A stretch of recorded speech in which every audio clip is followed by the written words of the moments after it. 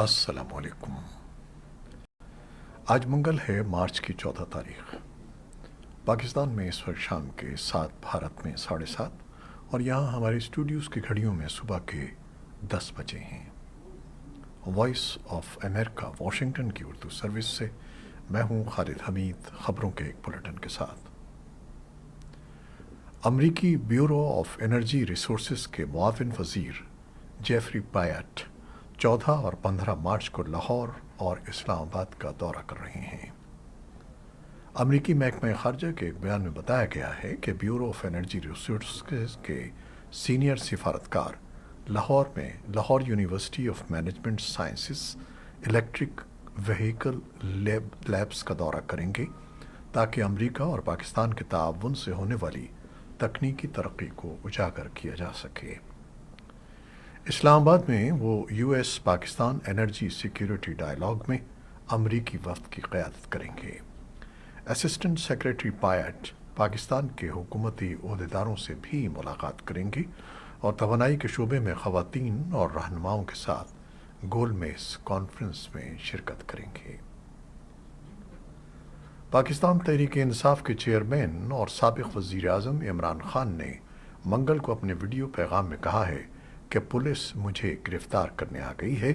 अगर इमरान खान जेल जाता है तो भी आपने अपने हुकूक़ के लिए निकलना है, क्योंकि मैं आपकी जंग लड़ रहा हूँ। इमरान खान का ये पैगाम एक ऐसे वक्त में सामने आया है जब पाकिस्तान तहरीक-ए-इंसाफ के चेयरमैन की गिरफ़्तारी के लिए मौजूद पुलिस और पीटीआई कारकुनों के दरमियान ज़मान पार्क में तसादुम जारी है। कारकुनों ने पुलिस पर पथराव किया है, जिस पर पुलिस ने लाठीचार्ज किया और वाटर कैनन का भी इस्तेमाल किया है। तसादुम के नतीजे में गिरफ्तारी के लिए आए डीआईजी इस्लामाबाद शहजाद बुखारी भी ज़ख्मी हो गए हैं, जबकि पुलिस ने पीटीआई के दर्जनों कारकुनों को हिरासत में ले लिया है। पाकिस्तान रेंजर्स का दस्ता भी ज़मान पार्क पहुंच गया है। लाहौर से वॉइस ऑफ अमेरिका के नुमाइंदे ज़ियाउर रहमान के मुताबिक ज़मान पार्क के अतराफ सड़कों पर पुलिस की गाड़ियां मौजूद हैं। ताज़ा तरीन सूरत हाल के लिए हमारे सोशल मीडिया प्लेटफॉर्म्स को देखते रहिए। पाकिस्तान के सूबे खैबर पख्तूनख्वा के जनूबी अजला में मरदमशुमारी की जारी मुहिम में सिक्योरिटी के फ़राइज़ सर अंजाम देने वाले पुलिस एहलकारों पर मुबैना अस्करियत पसंदों के हलाकत खेज़ हमले जारी हैं। हुक्काम ने बताया कि सोमवार को 2 मुख्तलिफ अजला में नामालूम अस्करियत पसंदों के हमलों में 2 एहलकार हलाक और 8 ज़ख्मी हुए हैं। पिछले हफ्ते डेरा इस्माइल खान में मरदमशुमारी मुहिम में फ़राइज़ सर अंजाम देने वाले बुनैर से ताल्लुक़ रखने वाला पुलिस एहलकार हलाक और एक असिस्टेंट सब इंस्पेक्टर समेत 3 ज़ख्मी हो गए थे। इन हमलों के बाद पेशावर और शिमाली वज़ीरिस्तान समेत खैबर पख्तूनख्वा के मुख्तलिफ इलाक़ों में अमन व अमान कायम रखने के लिए सिक्योरिटी की सूरत हाल सख्त कर दी गई है।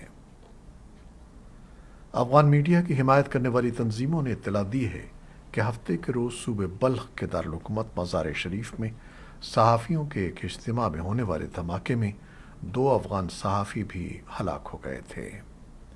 अफ़गान वॉइस न्यूज़ एजेंसी के रिपोर्टर हुसैन नादरी और इंटर्नशिप के तालिब इल्म अकमल नज़री हफ्ते के रोज़ मज़ार शरीफ में सहाफ़ियों के एक इज्तिमा में होने वाले धमाके में हलाक हुए। तालिबान की सूबाई पुलिस के तर्जमान ने इत्तला दी है कि धमाके में 1 गार्ड हलाक और 7 अफराद ज़ख्मी हुए।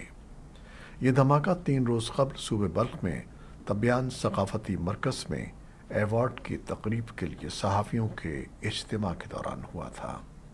कम से कम 3 अफराद हलाक और 16 सहाफ़ियों समेत 30 दीगर ज़ख्मी हुए थे। तालिबान के इक़्तिदार संभालने के बाद यह पहला हमला था जिसमें अफ़गानिस्तान में मुतअद्दिद सहाफ़ी हलाक और ज़ख्मी हुए। इत्तलात के मुताबिक दाइश खुरासान ने धमाके की जिम्मेदारी कबूल की है। भारतीय सुप्रीम कोर्ट ने एक अहम कदम उठाते हुए हम जिन्स परस्तों के दरमियान शादी को कानूनी तौर पर तस्लीम किए जाने से मुतालिक दरखास्तों को 5 रुकनी आईनी बेंच के हवाले कर दिया है। इस मामले पर 18 मार्च से समाअत शुरू होगी। क़ब्ल अज़ीं 6 जनवरी को सुप्रीम कोर्ट ने हम जिन्स परस्तों के दरमियान शादी के कानूनी जवाज़ से मुताल्लिक़ मुख्तलिफ हाई कोर्ट्स में दाखिल दरख्वास्तों को अपने यहाँ तलब किया था। इन दरख्वास्तों में ऐसी शादी को Hindu marriage act, special marriage act और फॉरेन मैरिज एक्ट के तहत तस्लीम किए जाने की अपील की गई थी। हुकूमत ने हम जिन्स परस्तों के दरमियान शादी को कानूनी दर्जा देने की मुखालफत की है। उसका कहना है कि इसके समाज पर भयानक असरात मुरतब होंगे। समाजी माहिरीन के मुताबिक ऐसी शादी को कोई भी मुआशरा तस्लीम नहीं करेगा। कानूनी माहिरीन कहते हैं कि उसे कानूनी जवाज़ मिलने के बावजूद मुख्तलिफ मज़ाहिब के पर्सनल लॉस में ऐसी शादी की गुंजाइश नहीं है। हम जिन्स परस्तों के हुकूक़ की लड़ाई लड़ने वालों का कहना है कि किसी के मखसूस मिजाज के सबब उसे शादी के हक़ से महरूम नहीं किया जा सकता। भारत में हुकाम ने बैंकों से कहा है कि वो रूस से दरामदात की अदायगी के लिए चीन की करेंसी युआन के इस्तेमाल से गुरेज करें। अदायगी के इस अमल में तब्दीली की वजह नई दिल्ली की बीजिंग के साथ मुखासमत बताई जाती है।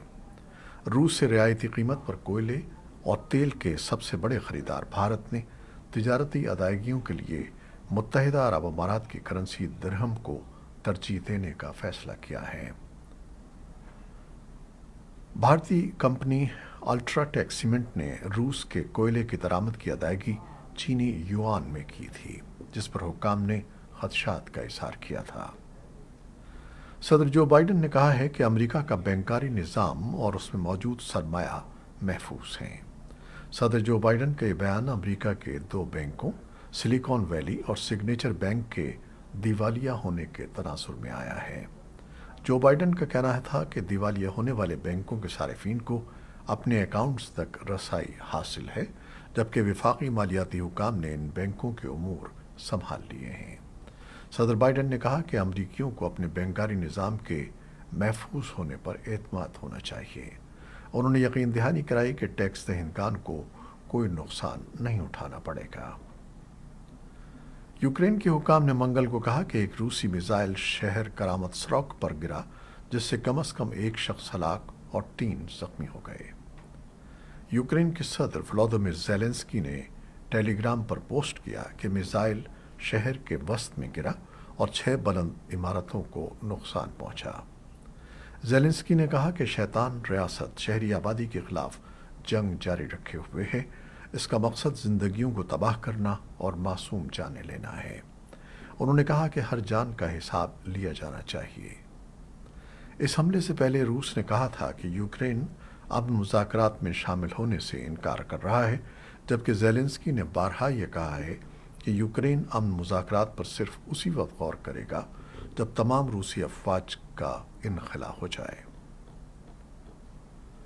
बरतानवी वज़ीर-ए-आज़म ऋषि सुनाक ने यूक्रेन पर रूस के हमले और चीन की तरफ से दरपेश चैलेंज के जवाब में अगले 2 सालों में बरतानिया की फ़ौजी फंडिंग में $6 बिलियन का इजाफा करने का वादा किया है। ये इजाफा बरतानिया की खारजा और दिफाई पॉलिसी की एक बड़ी अपडेट का हिस्सा है, लेकिन फ़ौजी हुकाम की ख्वाहिश फिर भी कम है। इस इजाफी रकम का इस्तेमाल जुज़वी तौर पर बरतानिया के गोला बारूद के ज़ख़ीरे को भरने के लिए किया जाएगा, जो यूक्रेन को रूस के खिलाफ दिफा में सप्लाई करने से ख़त्म हो गया था। क्रेमलिन ने मंगल के रोज़ कहा है कि यूक्रेन में एक पुरअमन हल मौजूदा वक्त की नई हकीकतों को मद्देनज़र रखे बगैर मुमकिन नहीं है। क्रेमलिन के तर्जुमान दिमित्री पेस्कॉव ने कहा कि दुश्मनी के खात्मे के हवाले से रूस का मौक़िफ़ सबको मालूम है। मॉस्को ने बारहा कहा है कि यूक्रेन को रूस के 4 इलाकों पर इलाक़ के दावे को कबूल करने की ज़रूरत होगी, जिसे कीव और मग़रिब ने गैर कानूनी करार देकर मुस्तरद कर दिया है।